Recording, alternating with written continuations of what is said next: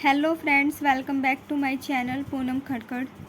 आज मैं आपको choice under risk and uncertainty की जो नेक्स्ट हाइपोथेसिस हैं, फ्रीडमैन सैविज हाइपोथेसिस के बारे में बताऊंगी।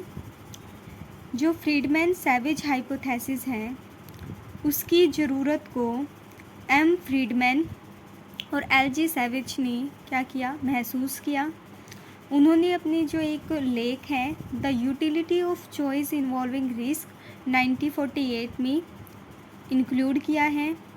ये जो हाइपोथेसिस है एनएम यूटिलिटी इंडेक्स का क्या करता है, अवहेलना करता है, अर्थात अवहेलना नहीं करता, अवॉइड नहीं करता। ये कहता है कि जो एनएम यूटिलिटी इंडेक्स है न्यूमैन और इसका भी एम है मेट्रो स्ट्रीम यूटिलिटी इंडेक्स, इन्होंने बनाया था कि ये इनकम्प्लीट है, ये पॉसिबल पर बेस्ड होता है। इसमें यूटिलिटी के इंक्रीज़ और डिक्रीज़ होने को एक्सप्लेन नहीं किया गया। तो हम इसमें जो फ्रीडमैन है उसने इसमें यूटिलिटी को इंक्रीज़ और डिक्रीज़ होने को क्या किया है, एक्सप्लेन किया है। तो इसने क्या कहा है कि जो फ्रीडमैन सैविज हाइपोथेसिस है वो दो तरीके डबल बिहेवियर को एक्सप्लेन करता है। ये क्या है कि कोई पर्सन है, वो क्या कर रहा है कि इंश्योरेंस भी लेता है और लॉटरी की टिकट भी खरीदता है, तो वो क्या कर रहा है, डबल बिहेवियर को एक्सप्लेन कर रहा है। इसमें क्या है कि इनकम के इंक्रीज़ और डिक्रीज़ होने के भी चांसेस हैं। डबल बिहेवियर क्यों होता है, ये मार्जिनल यूटिलिटी के डिक्रीज़ और इंक्रीज़ होने से। इसमें एक जो ये डायग्राम है इसके अंदर हम बता रहे हैं कि ओ वाई एक्सिस पर हमने total utility of money and O X axis पे हमने इनकम ली है। जो हमारी ये है ये जो टी यू टोटल यूटिलिटी है, ये क्या है कि हमारे इनकम के डिफरेंट पॉइंट्स पर यूटिलिटी को बताता है। इसमें हम ये देखते हैं कि मान लीजिए एक पर्सन है, अपने घर में फायर्स के रिगार्डिंग क्या करवाता है, इंश्योरेंस पॉलिसी लेता है और साथ में ही लॉटरी की टिकट को भी खरीदता है। यदि उस व्यक्ति की अपने घर से में क्या है, मॉनेटरी इनकम क्या है, FFOF है, तो उसकी यूटिलिटी क्या होगी, FF होगी।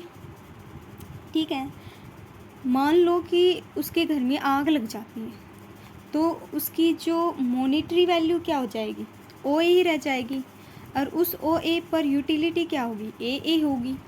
तो A और F इनके बीच में हम इनकम के डिफरेंट लेवल्स पर टोटल यूटिलिटी को क्या करते हैं, स्टडी करते हैं, जैसे BCD। ठीक है, अब इसके अंदर हम क्या कहेंगे कि जो एक्सेप्टेड इनकम क्या होगी, यदि हम क्या है कि आग नहीं लगती है तो हमारी मॉनेटरी इनकम कितनी होगी, एक्सेप्टेड इनकम क्या होगी, पॉसिबल इनकम क्या होगी, OF होगी। OF पर FF क्या होगी, हमारी यूटिलिटी होगी। आग लग जाती है तो हमारी पॉसिबिलिटी इनकम हम कैसे लिखते हैं कि OA होगी इनकम, और इस पर यूटिलिटी AA होगी। ठीक है, इसके अंदर और बताया है कि यदि हम अपनी पॉसिबल इनकम OE को E है तो उस पर यूटिलिटी EE है, हम FD की पेमेंट कर देते हैं तो हमारी इनकम क्या रह जाएगी, OD रह जाएगी। तो OD पर हमारी जो यूटिलिटी है DD है, DD EE की कंपैरिजन ज़्यादा है ना। और नेक्स्ट हम ये एक्सप्लेन करेंगे कि यदि कोई पर्सन अपनी इनकम OD इनकम में से BD इनकम को, ये OD इनकम है, उसमें से BD इनकम को गैम्बलिंग में लगाता है और वो गैम्बलिंग को जीत जाता है तो उसको OH की इनकम प्राप्त होगी, ये प्राप्त होगी। और इस पर उसकी यूटिलिटी क्या होगी, HH। और वो हार जाता है तो ओ भी होगी और यूटिलिटी भी ओ बी होगी, ठीक है ना। मान लीजिए कि कोई पर्सन है, हर एक कंडीशन बता रखी है इसमें कि लॉटरी में नहीं लगाता है, ओ सी है वो लॉटरी में नहीं लगाता है, तो उसकी यूटिलिटी क्या होगी, सी सी होगी। तो वो गैम्बलिंग में लगाने क्या होगा, ये कि गैम्बलिंग में लगाने के लिए क्या होगा, प्रेरित होगा, ठीक है। तरीके से हम बता सकते हैं कि डिफरेंट पॉइंट्स पर जो रिस्क है और अनसर्टेनिटी है कि कंडीशन पर कंज्यूमर कैसे बिहेव करता है, ठीक है। कि इनकम है, उसको आग लग जाती है तो क्या होगा, एफडी करता है तो क्या होगा, गैम्बलिंग में जीतने क्या कंडीशन है, गैम्बलिंग हारने पर क्या कंडीशन है, और यदि वो गैम्बलिंग में नहीं लगाता है तो क्या कंडीशन है।